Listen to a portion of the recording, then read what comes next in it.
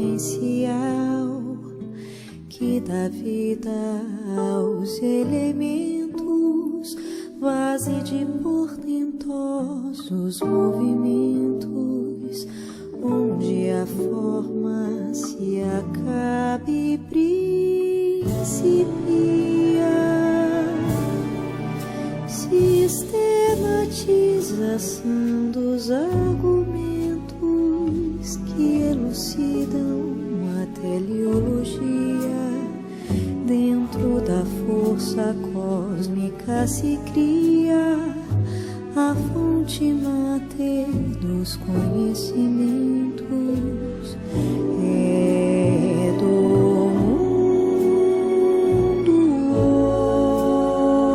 ignoto, o éter divino, onde Deus grava a história do destino dos seus feitos de amor, no amor imersos. Livro onde o Criador inimitável grava com pensamento almo e insondável seus poemas de seres e universos, seus poemas de seres e universos.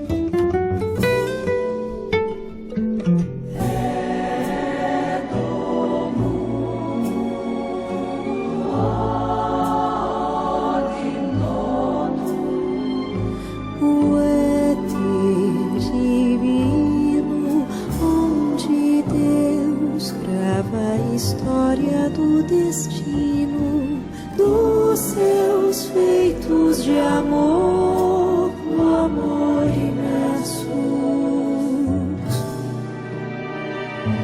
Livro onde o Criador inimitável grava com pensamento almo e insondável seus poemas de seres e universos, seus poemas de seres e universos.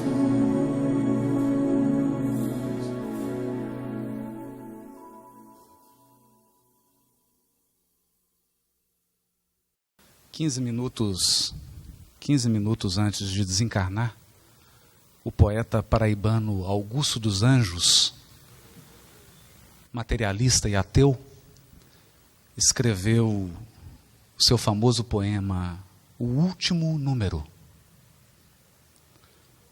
Nesse poema, quem assumia a figura de uma pessoa era o número, o último número.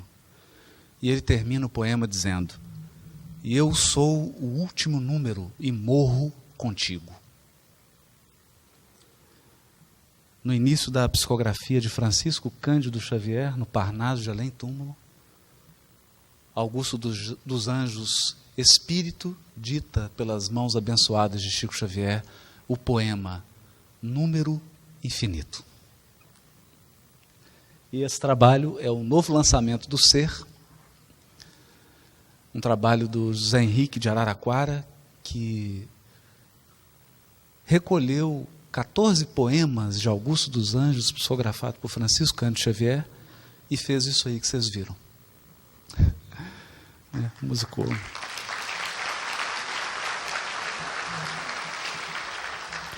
O CD vai estar disponível no www.portalser.org a partir do dia 17 de maio. E a gente quis começar com essa apresentação, não somente para prestigiar o trabalho e que a gente foi abençoado, porque ele nos convidou para lançar o trabalho pelo ser, né? E agora eu já quero encomendar para ele poesia de Alta de Souza, Maria Dolores, né, para fazer a mesma coisa. E porque tudo isso fala do avanço do Evangelho, não do Evangelho na letra, mas do avanço do Evangelho, como diz Emmanuel, palmo a palmo no coração de cada um de nós. Alguém que era materialista e ateu e escreve poemas profundos e chega ao mundo espiritual e é convidado por Emmanuel para dar a notícia aos homens de que a vida prossegue além túmulo, de que os nossos interesses não estão situados aqui, que os nossos magnos interesses estão na pátria espiritual e que a nossa jornada no corpo físico é um segundo em comparação com a eternidade, mas é aqui que as dores, dificuldades, desafios lapidam a nossa alma e nos transformam nesse diamante precioso criado por Deus, simples e ignorantes, e que Deus com seu amor vai preenchendo, porque Deus vai nos planificando ao longo da evolução, planificando de sabedoria e nos planificando de amor. E um ser que conhece o amor, que experimenta o amor, ele entra num processo de transformação inevitável, ininterrupto, porque o amor é irresistível. E é por essa razão que muitos filósofos, muitos pensadores, muitos estadistas, poetas, literatos, artistas vieram ao mundo, em todas as partes do planeta. O mundo sempre foi presenteado com a presença desses seres, muitos de civilizações talvez imensamente mais avançadas do que as nossas, e que se dispuseram a encarnar no nosso orbe para trazerem um legado, o seu contributo ao progresso humano. Mas num momento decisivo da humanidade, é o próprio governador que desce das esferas celestes que dirigem esse orbe, cercado de ministros e assessores angélicos, espíritos de uma evolução que a nossa compreensão humana ainda é incapaz de abordar. Porque a esfera de Jesus é o ignorado, ou como diz Augusto dos Anjos, o od ignoto em latim, o desconhecido. Nós não somos capazes de aquilatar a evolução dos seres que cooperam com Jesus há 5 bilhões de anos, desde a formação da Terra até hoje. Espíritos especializados na fauna, na flora, na sociologia, na biologia, nas artes, cada qual na sua área, colaborando nessa grande obra de gestão de um planeta inteiro, onde evoluem e se aprimoram, segundo Emmanuel, mais de 22 bilhões de espíritos, cada qual um mundo em si, cada qual com seu destino, com seus compromissos e com sua rede de relações. Nesse infindável transcurso do tempo, é claro, o próprio governador decide sair do seu posto da sua esfera celeste e vir ao encontro da miséria humana. Reúne um colégio de 12, todos imperfeitos. Um deles responsável por iniciar o processo que redundaria na crucificação. O próprio Pedro, encarregado de liderar o colégio apostólico, cai por invigilância e acaba negando o mestre amado, a quem ele recebeu durante 3 anos na sua própria casa. Ele, Simão Pedro, que conviveu de modo mais íntimo e mais intenso com Jesus, no momento mais decisivo do Evangelho, não consegue manter a fidelidade ou não consegue compartilhar com o Cristo as agruras da cruz. E não obstante a deficiência do material humano que ele contava, não obstante a resistência dos poderes do mundo e dos interesses mesquinhos dos seus contemporâneos, Jesus foi incapaz de pronunciar uma palavra de reprovação descaridosa. Ele que sempre combateu o mal com todas as suas forças, que jamais aceitou qualquer aliança com a maldade ou com o erro, possuía um profundo amor e uma misericórdia ilimitada para com o pecador. Porque entendia que todo ser humano que se entrega ao mal é como alguém contaminado por uma gravíssima doença. A maldade é uma doença de cura delicada, demorada, árdua. E no seu papel de médico das almas, ele sempre soube conduzir o processo da cura com o máximo respeito à capacidade de cada um, pedindo somente aquilo que a criatura era capaz de dar naquele momento específico da sua evolução espiritual. É assim que nos momentos mais decisivos do Evangelho, nós vamos encontrar Jesus aparentemente sozinho, aparentemente vencido, aparentemente abandonado, aparentemente esquecido de todos aqueles que se beneficiaram das suas dádivas. Estava sozinho a ensinar-nos que nos momentos de maior aferição espiritual, nos momentos de testemunho e de engrandecimento do Espírito, nós estaremos relativamente sozinhos, acompanhados ansiosamente pelos amigos espirituais, mas esses amigos estarão impossibilitados de interferir nas nossas decisões, porque os passos da evolução devem se dar de maneira autônoma, de livre vontade e com absoluta decisão do Espírito. Ninguém é forçado a amar. E é assim que o convite do Evangelho começa de modo muito especial.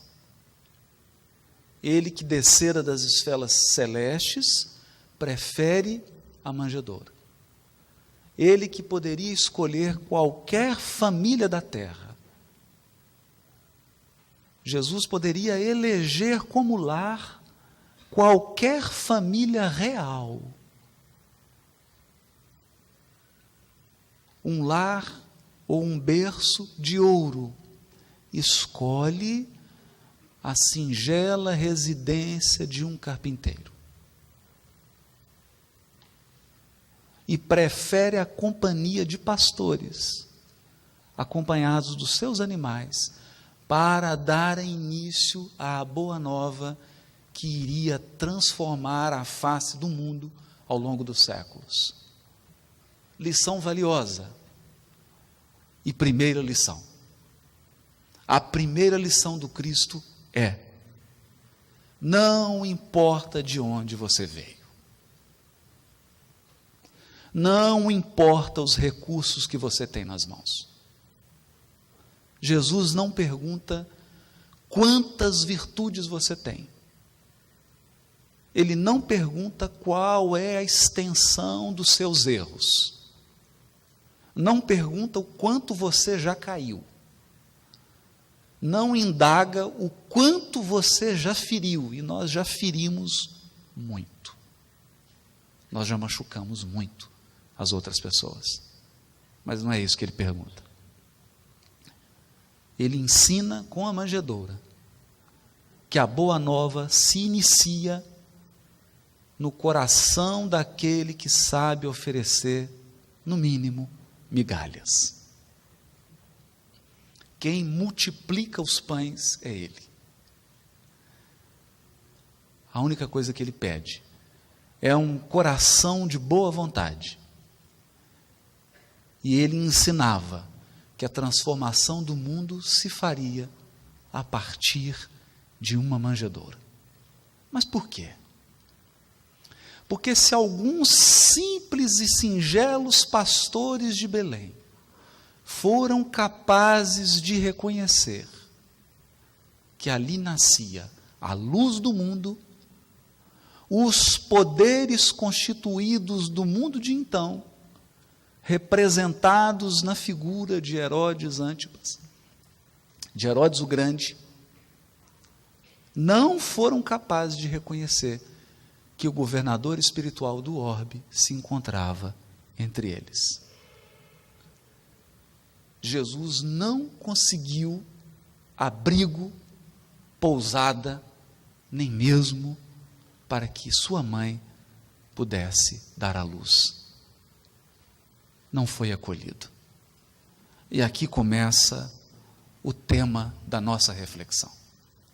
O que temos com Cristo? Alguns recebem.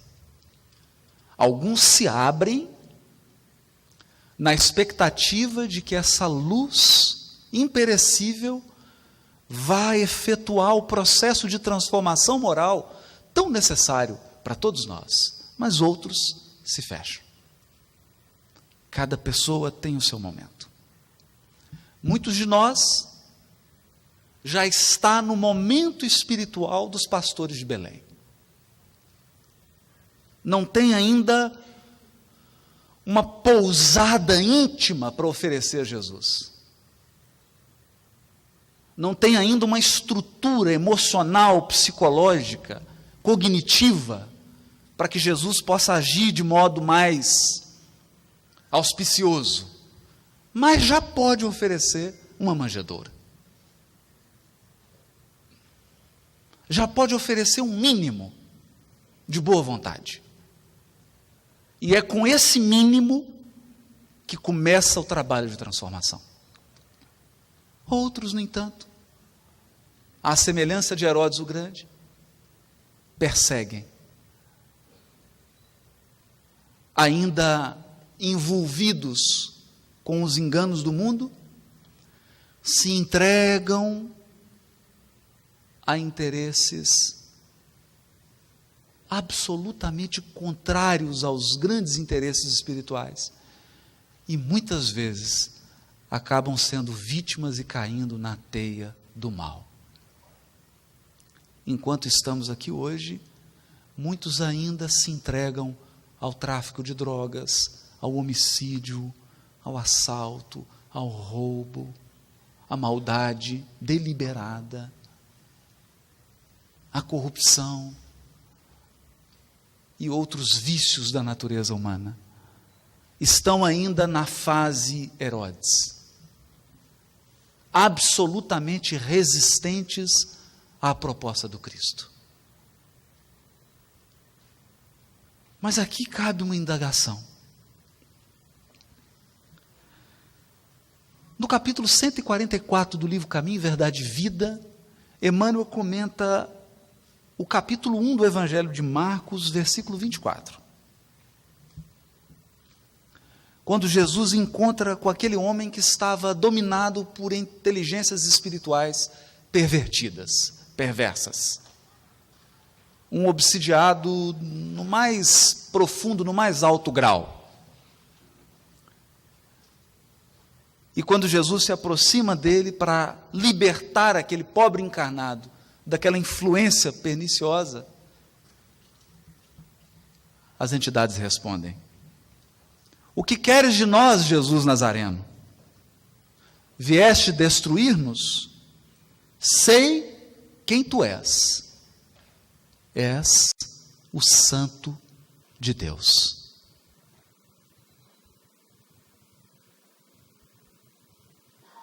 O que nos causa uma perplexidade. Porque aquelas entidades obsessoras sabiam mais de Jesus do que muitos de nós espíritas.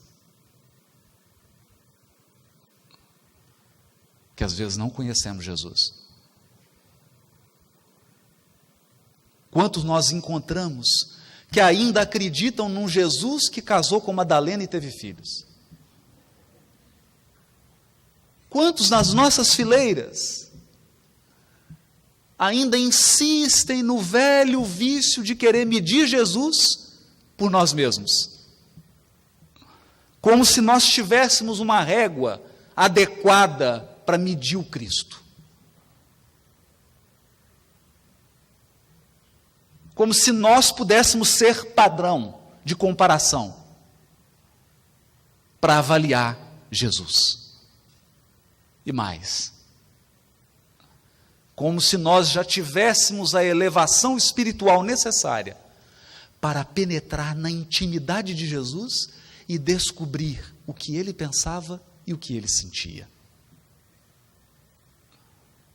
Mas muitos continuam ainda assim.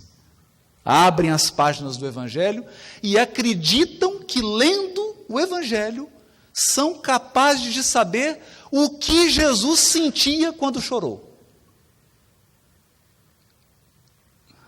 O que ele pensava quando estava na cruz. Será? Às vezes nós não conseguimos acessar nem o coração dos nossos filhos.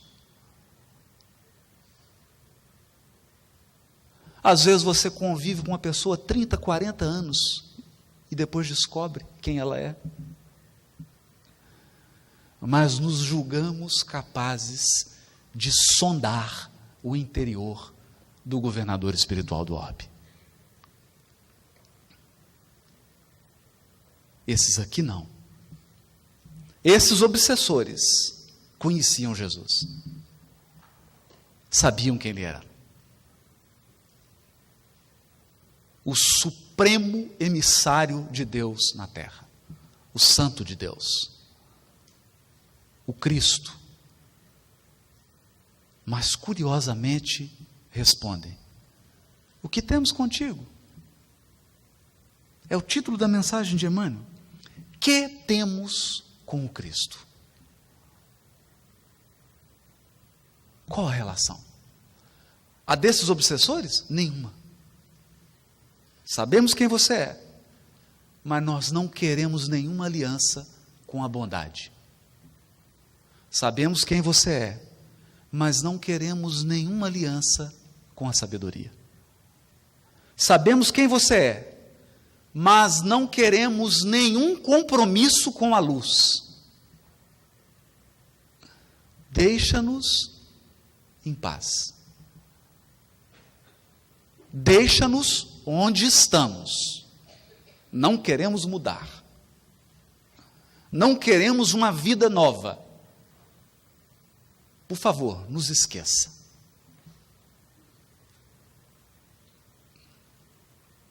E é em cima dessa contradição que nós vamos examinando a trajetória do Evangelho. Herodes também disse isso. Que temos? Que tenho com ele? Porque naquele momento, Herodes era o rei poderoso, cercado de riquezas, cercado de domínio, entregue a paixões avassaladoras, estava minimamente interessado em qualquer processo de transformação moral.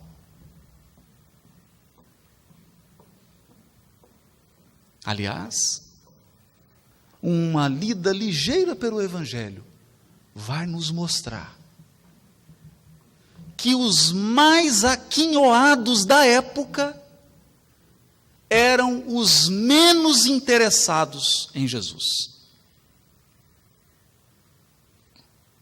Os mais inteligentes ridicularizaram o Cristo.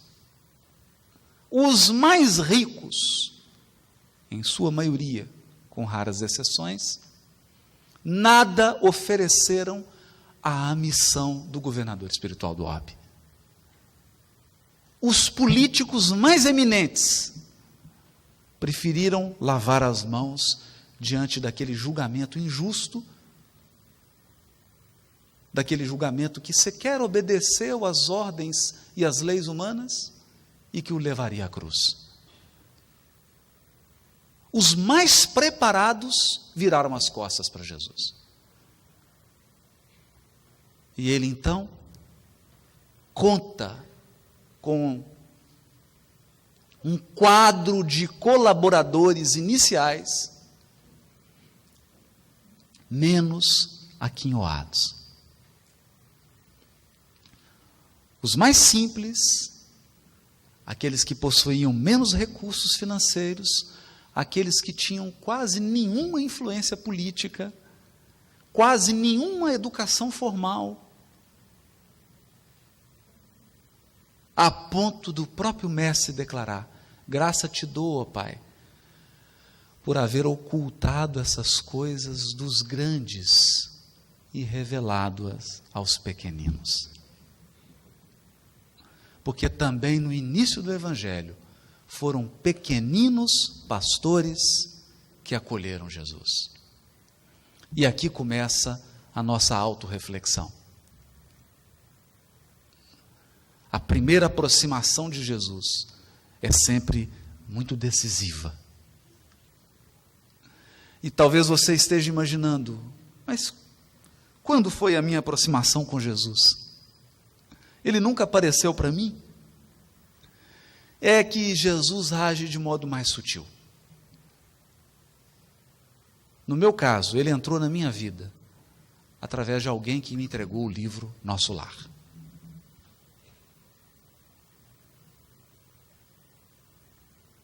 Mas eu conheço pessoas que Jesus somente nasceu na manjedoura do seu coração quando perdeu um filho. Outros, quando perderam o emprego. Quando foram envolvidos numa doença grave.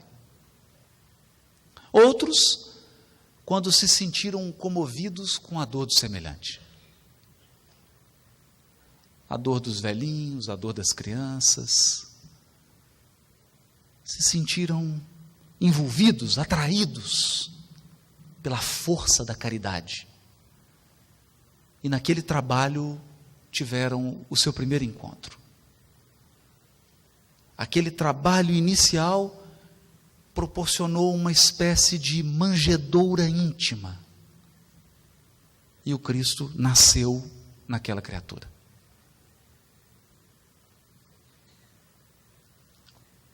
E cada um de nós fará a sua reflexão. Jesus nasceu em mim quando? Já nasceu? Já está em mim? Enquanto muitos se perdem em catalogar as suas capacidades e os seus potenciais, envolvidos num processo de vaidade e orgulho, outros já conseguem ser banhados pela luz da humildade e já reconhecem que não importa o quão inteligente e o quão estudado você é nessa encarnação, isso não faz diferença para Jesus nascer ou não dentro de você. Não importa o tamanho da sua conta corrente. porque existe tamanho positivo e tamanho negativo. Né? A minha tem muitos dígitos, mas está vermelha, com um tracinho de menos. Então ela é grande, mas no sentido oposto. Mas não importa. Não importa a extensão dos recursos materiais que você tem nessa atual existência. Isso não afeta se Jesus nascerá ou não dentro de você. Porque tudo que você conquistou na jornada evolutiva te trouxe até aqui. Parabéns. Parabéns. Agradeça a Deus. Tudo que você recebeu e tudo que o seu espírito já conquistou. Mas se você quiser avançar, você terá que contar com recursos diferentes, não seus, do alto. Se você quiser dar um passo adiante, terá que permitir que uma luz invada o seu íntimo, que uma semente seja depositada no seu coração, um grão de mostarda. E você só precisa oferecer uma manjedoura. É o início do Evangelho. E o Evangelho se desdobra. Porque onde nós enxergamos carência, Jesus vê abundância. Nós lemos o Evangelho, coitadinho, nasceu numa manjedoura. Coitadinho, nasceu entre animais. Coitadinho, só tinha José e Maria. Só José e Maria. Só. E aí eu olho para mim e pergunto, quem que é o coitadinho nessa história? Jesus? No poema Carta de Natal, Casimiro Cunha diz assim: esperas bens neste mundo?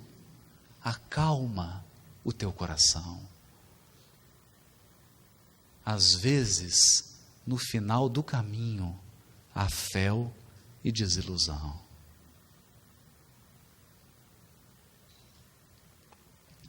Certa feita, Chico Xavier foi procurado por um grande empresário, um empresário muito rico. Muito rico. Chegou cedo.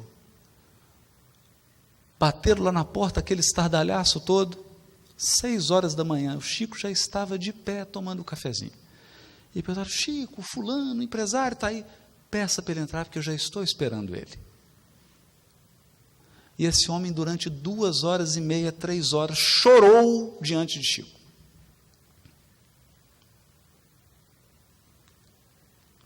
E quando o Chico dizia, mas você precisa fazer isso. Não, Chico, mas eu pago isso, eu compro isso e vai resolver. Mas, meu filho, você precisa dizer isso. Não, Chico, eu pago isso e faço. E tudo que o Chico aconselhava, ele dizia, eu pago, eu faço. Em um determinado momento, o Chico interrompeu e disse assim, meu filho, tenho muito medo por você. Eu tenho medo que você seja tão pobre, tão pobre, tão pobre, que você só tenha dinheiro.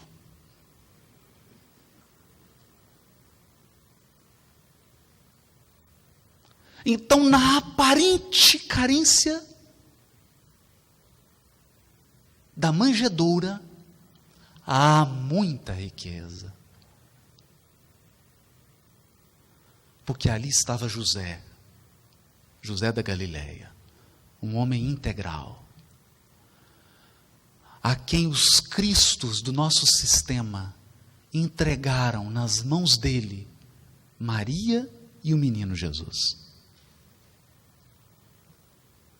E eles não confiariam nesse homem, se ele não fosse um homem profundamente espiritual. E naquele ventre, onde estava Jesus, Quem acolhia era o coração augusto de Maria. Na presença daqueles pastores, havia as criaturas, talvez as mais solícitas, bondosas e caridosas daquela localidade. Então, se faltavam recursos materiais, abundavam riquezas espirituais. E não nos enganemos, ainda que faltasse tudo, havia Jesus. E a história prossegue, porque quando Jesus nasce em você, ele é um bebê, ele é um recém-nascido, é uma criança. Você recebeu o evangelho, mas alguém te dá uma fechada na esquina, você fala 5 palavrões. Porque não nasceu ainda, está se formando. A criança está na manjedoura ainda, e você tem que tomar cuidado. Tem que tomar cuidado por quê? Porque nos adverte Emmanuel. Centenas de quilômetros de trevas são afastadas por alguns centímetros da luz de uma vela. Mas não se esqueça, basta um leve sopro do vento para que essa vela se apague. Quando Cristo nasce em nós, é uma luz tão grande que ilumina a treva das nossas existências passadas.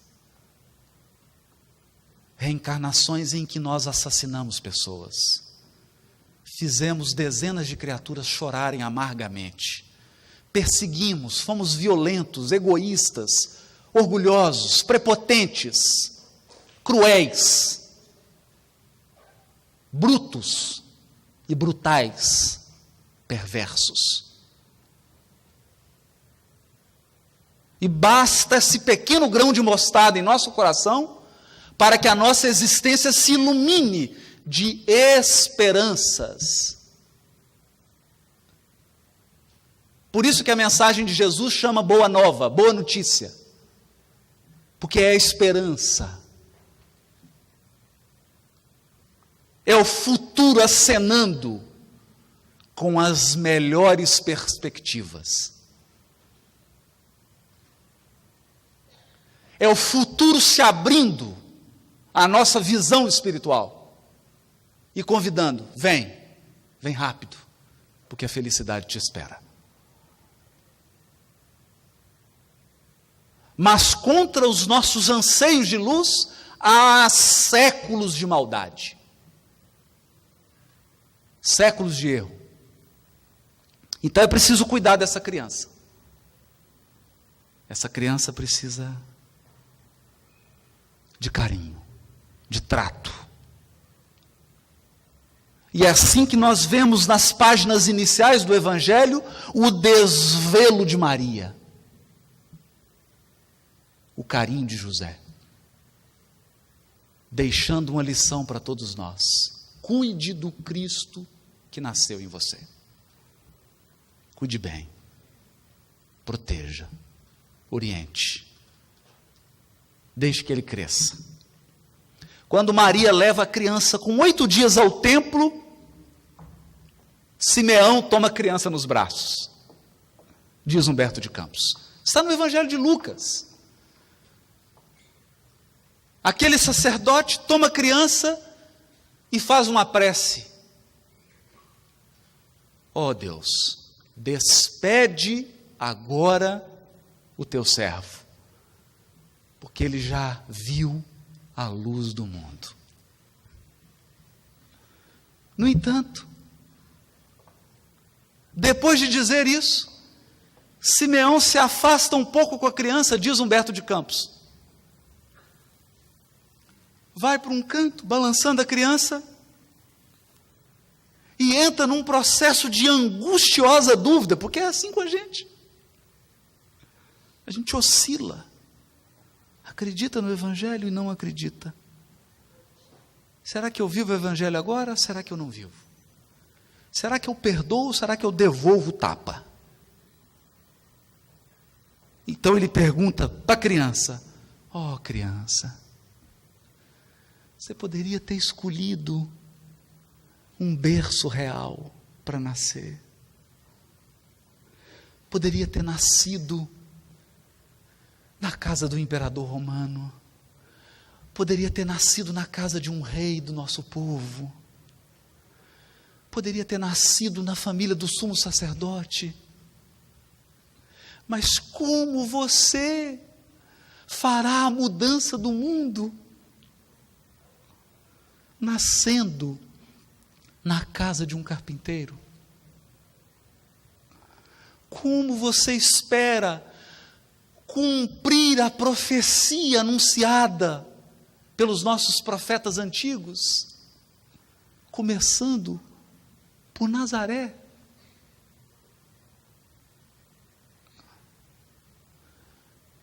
Com que material você irá contar para construir o reino de Deus na terra? Nessa hora, ele olha para a criança, para os olhos da criança, e começa a chorar, e pergunta para ela, olhando para a criança: ó luz do mundo, de onde você começará a tua obra de redenção dos homens? Nesse momento, a criancinha, que era o menino Jesus, sorri, pega a mãozinha e bate no lado esquerdo do peito de Simeão, no coração. E aí Simeão se derrama em lágrimas e percebe que a criança começava, ainda sem falar, as lições augustas do Evangelho. A obra de redenção do mundo começa no coração das criaturas, não nas instituições. Não é lá fora. Porque o problema de Deus não é o mundo, o problema de Deus sou eu.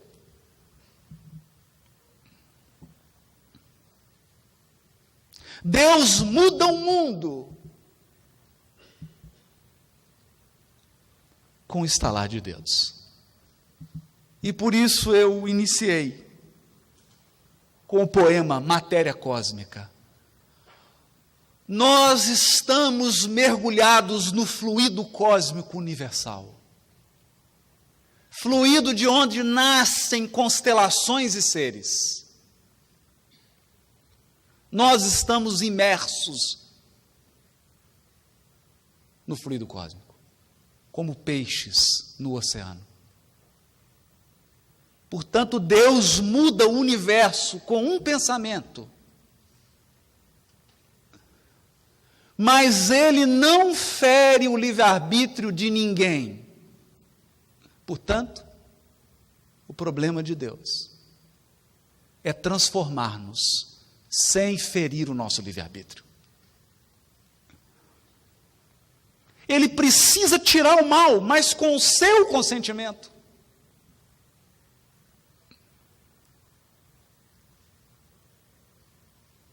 Ele precisa trazer luz para o mundo, mas você tem que deixar.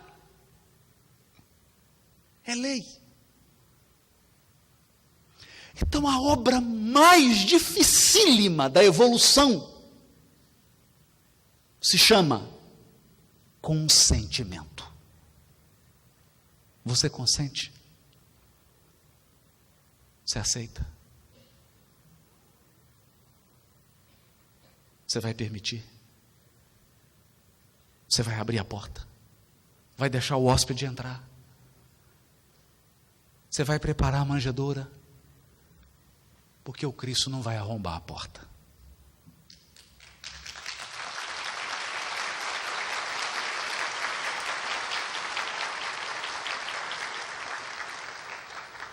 E prossegue o trabalho. Já na idade da adolescência, vamos encontrar o fundador da Boa Nova, o nosso governador, dialogando com os mais sábios do templo. Só isso. E desse diálogo nós não temos mais notícia nenhuma. Porque os mais sábios do templo se admiraram com a inteligência de Jesus, mas nada mudou. Eu poderia chegar aqui agora, andar numa bicicleta, fazer malabares, recitar poemas inteiros de cor, falar de física nuclear, espantar todo mundo. Imaginem, consultando o Google sem ninguém saber, dando provas da mais alta inteligência, e todos aqui de pé iam aplaudir acaloradamente, mas amanhã você volta para sua casa. Seu filho e sua filha são os mesmos. Seu marido e sua mulher continuam os mesmos. O que mudou na sua vida? Será que a obra da evolução é uma obra de espetáculo intelectual? Então, do diálogo de Jesus com os sábios do templo, redundou quase nada. Quase nada.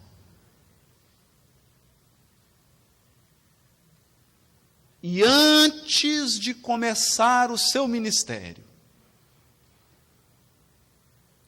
porque aí o trabalho intenso da Boa Nova se estrutura, alguns espíritos já se encontram nessa fase. Jesus já não é mais uma criança na manjedoura. Jesus não é mais uma criancinha batendo a mão do lado esquerdo do peito. Jesus dentro dele já não é mais um adolescente dialogando e dando provas de inteligência.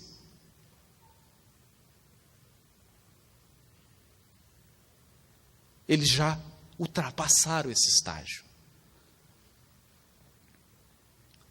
E vão começar agora a verdadeira obra da redenção espiritual. A verdadeira obra da redenção espiritual. Que vai muito além de ler livros e iluminar o intelecto. Embora iluminar o intelecto seja dever de quem quer evoluir.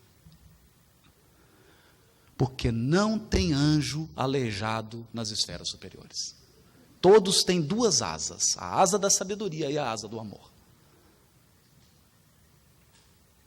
Mas vou dizer uma coisa. No livro No Mundo Maior,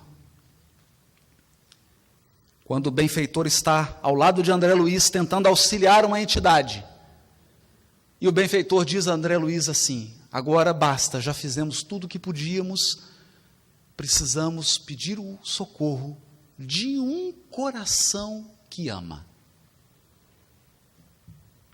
Porque quem sabe, quem conhece, só resolve até certo ponto. Depois daquele ponto, só resolve quem ama. E vem então Cipriana. E dissolve com as suas palavras maternas, recebendo o obsessor e o obsidiado, como se fossem dois filhos, a ponto do benfeitor dizer: André, você olha para esses dois, você vê dois necessitados. Nós olhamos para esses dois e vemos pessoas que nós precisamos ajudar. Cipriana olha para eles e vê dois filhos. Há muita diferença. Há muita diferença. Ela está à frente. E o amor possui poderes desconhecidos. É por isso que no início profundo do trabalho do Evangelho, que é quando o Evangelho começa a mexer no nosso coração, nos nossos sentimentos. Jesus se avista com a figura do Batista no deserto da Judéia.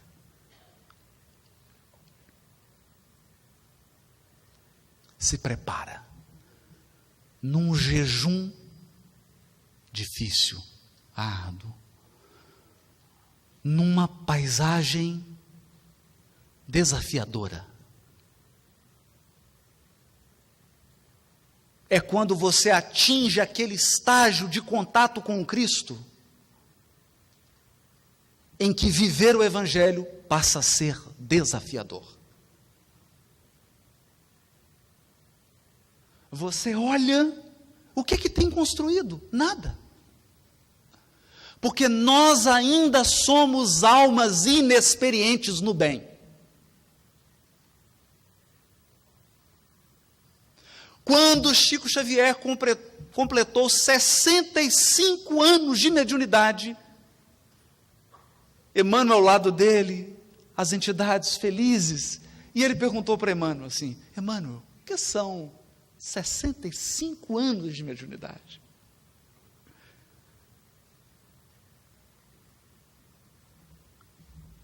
Com Kardec, com Jesus. E Emmanuel disse para ele: para Jesus, 6 segundos.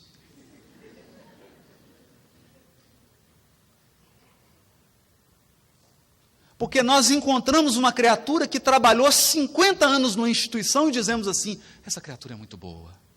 Tem 50 anos que ela ajuda o próximo.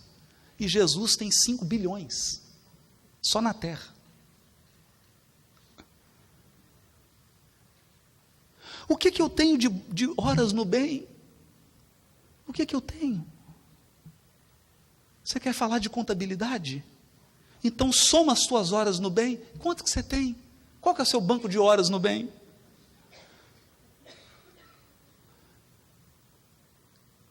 Dá vontade de chorar. Por mais horas que você tenha. Por mais horas. Digamos que nas 10 últimas encarnações, nas 10 últimas, você tenha se dedicado toda a sua encarnação no serviço ao próximo. Soma as horas. Você acha muito? Acha muito? Então nós vamos somar 200 reencarnações em que você ficou no erro.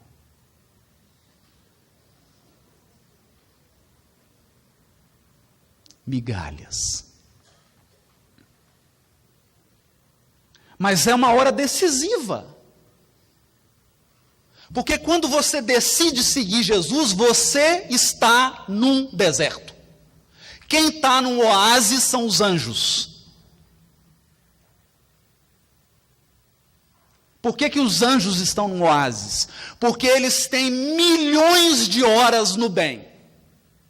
Milhões de horas na luz.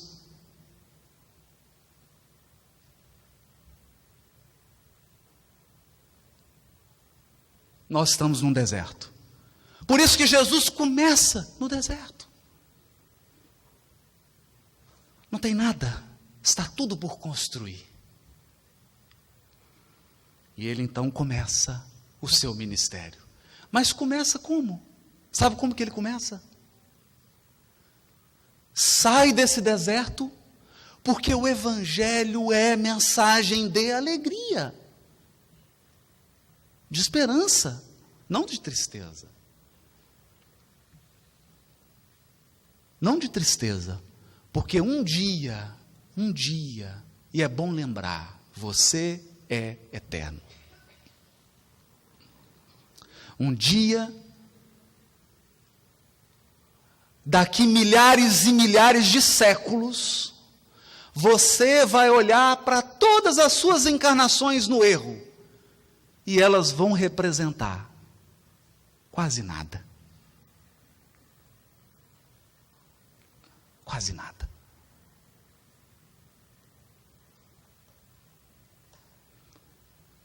Você vai pensar assim: foram segundos de inconsciência. Eu era meio bobo. Um dia. E por isso Jesus resolve começar a sua mensagem, o seu evangelho, em uma festa de casamento familiar, Caná da Galileia, na casa de um amigo, porque quando Simão Pedro tem dúvidas que só tem quem não ama.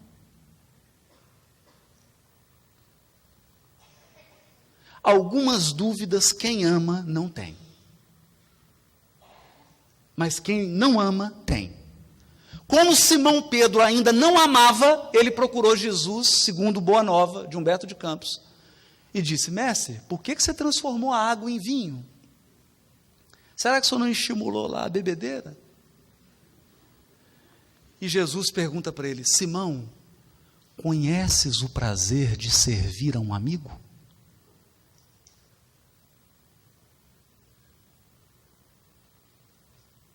Profunda pergunta. Simão, conheces o prazer, a alegria de servir a um amigo? Não conhecia. Sabe por que Simão Pedro não conhecia a alegria de servir um amigo? Porque quando Jesus mais precisou ser servido por ele, ele negou 3 vezes. Ele ainda não conhecia a alegria de servir.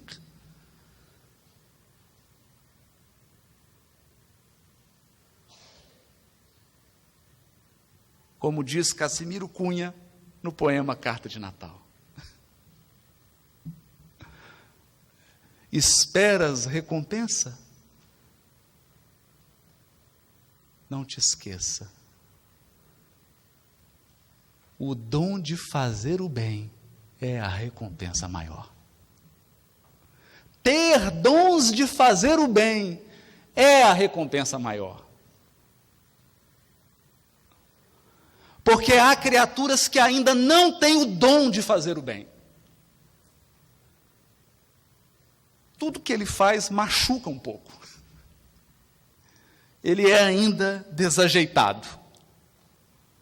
Até para elogiar, ele ofende.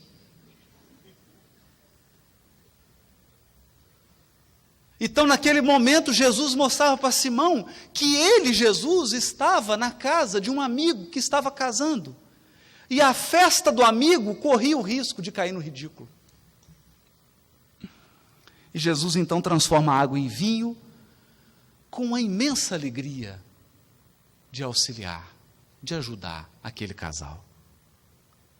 Mostrando para nós que os desafios iniciais do Evangelho estão dentro da nossa própria casa.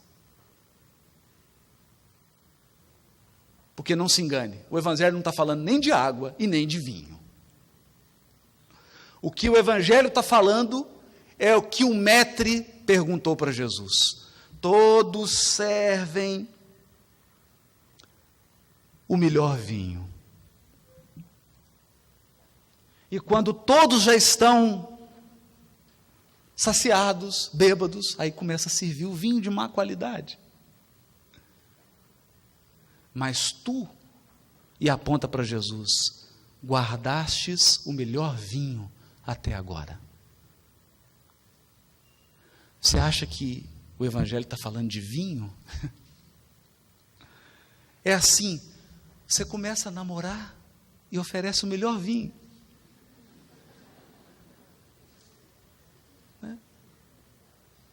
Ela liga, onde você está agora? Olhando para a lua, lembrando de você. Assim? É o melhor vinho. Todos os nossos relacionamentos profissionais, dentro da casa espírita, dentro da federação, em qualquer lugar, no início nós oferecemos o melhor vinho, mas aí vem a intimidade. E aí você começa a servir cada vinho.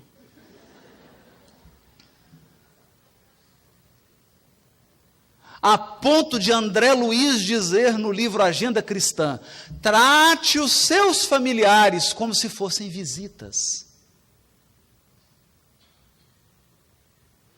Porque chega uma visita na sua casa, você, bom dia, não é? Entra o seu filho, ou entra você, ninguém nem diz bom dia. Chega uma visita, você, por favor, senta. Você quer tomar alguma coisa? Está com sede? Né? E por que a gente não faz isso com as pessoas da nossa casa? Porque nós não sabemos guardar o bom vinho. Ele acaba. A gente tem uma cota reduzida. É normal. É normal.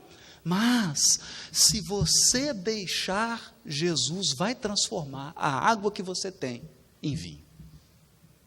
Você vai ter forças. Vai ter. Você terá forças para tratar o seu marido, a sua esposa, os seus filhos, sua sogra como visita. Ligar, oi sogrinha, o que foi? Aconteceu alguma coisa? Não, estou te ligando só para falar que eu te amo tanto.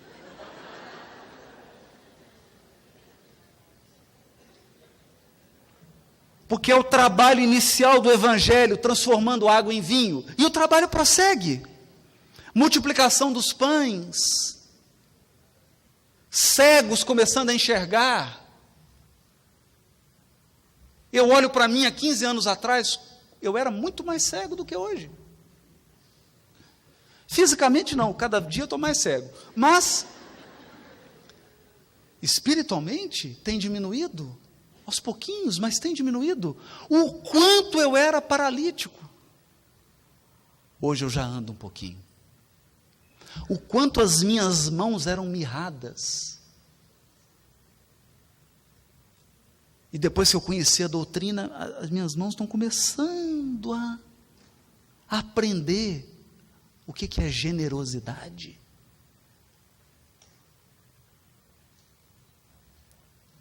Então eu tenho visto em mim lepras serem curadas,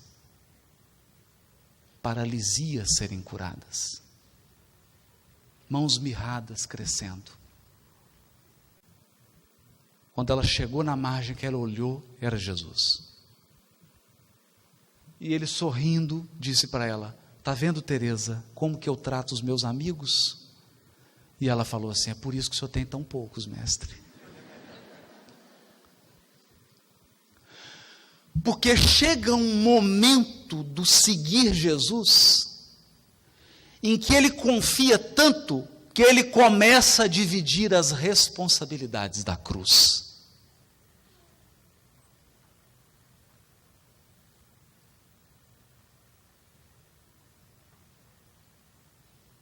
Quando Cristo começa a tomar conta de nós,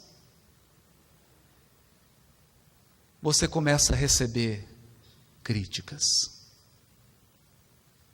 pedradas. As pessoas que você mais ama não te compreendem mais. Aquelas que você nutria a maior confiança serão capazes de te trair de uma maneira muito covarde.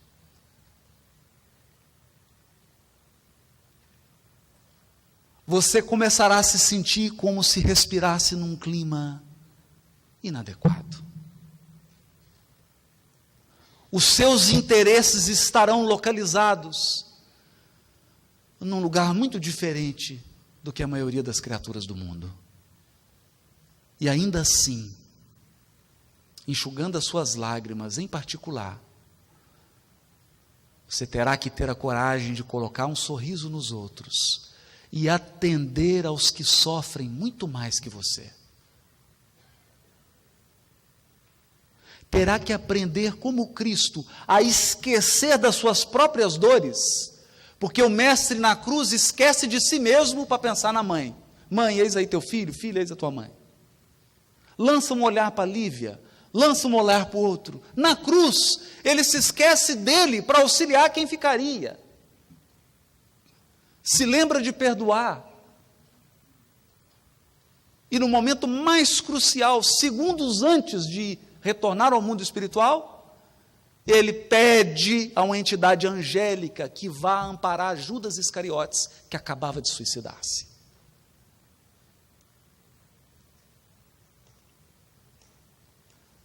Nesse momento em que você atingir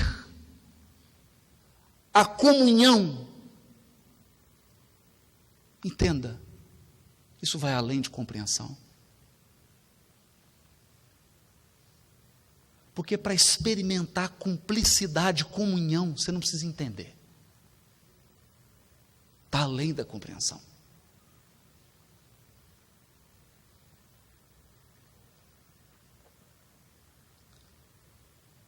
Quando o discípulo atinge esse nível, que são níveis superiores de integração com o Mestre, acontecerá coisas curiosas. Acontecerá, por exemplo, o que aconteceu com Chico, quando a senhora o procura no grupo espírita da prece, chega para ele e fala, dá 3 tapas no rosto dele, diz, seu sem vergonha, entra agora naquela sala de passe e me dá um passe. Eu te procurei a tarde inteira e não consegui encontrar você. E o Chico só olha para o Emmanuel que está do lado e fala, Emmanuel, não tem condição de dar passe nela. Eu estou completamente desestruturado. Não tem condição emocional de dar um passe. O senhor não acha que eu tenho razão? O Emmanuel disse, você tem razão, Chico, mas ela tem a necessidade.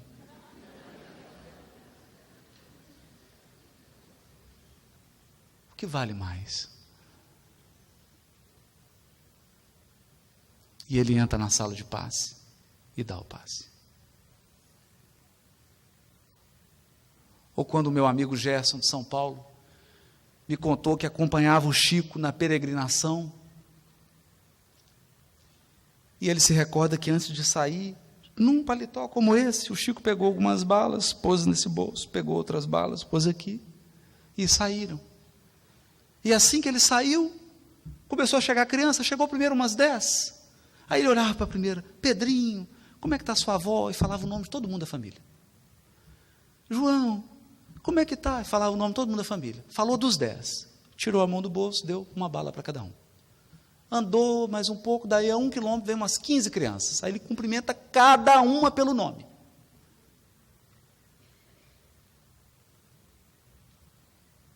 Pergunta pela família de cada uma delas, enfia a mão no bolso, dá bala para todas elas. Aí eles continuam caminhando. Aí chega mais um grupo de 20 crianças, ele repete a mesma coisa. E isso se deu com mais de 10 grupos de criança. E aí ele tinha 2 perguntas. Ele disse assim, uma eu não tive coragem de fazer. Da onde estava saindo bala?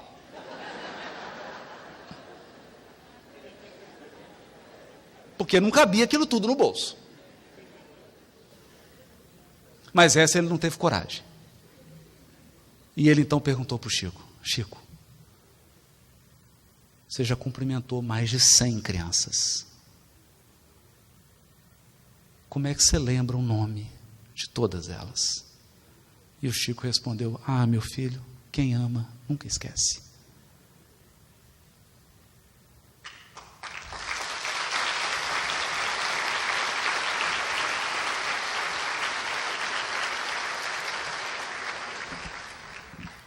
E nós almejamos esse dia em que o nosso amor por ele seja tão intenso e tão profundo que ele passe a habitar dentro de nós e que nós sejamos incapazes de esquecê-lo, porque amaremos muito. Muito obrigado. Uma boa tarde para todos.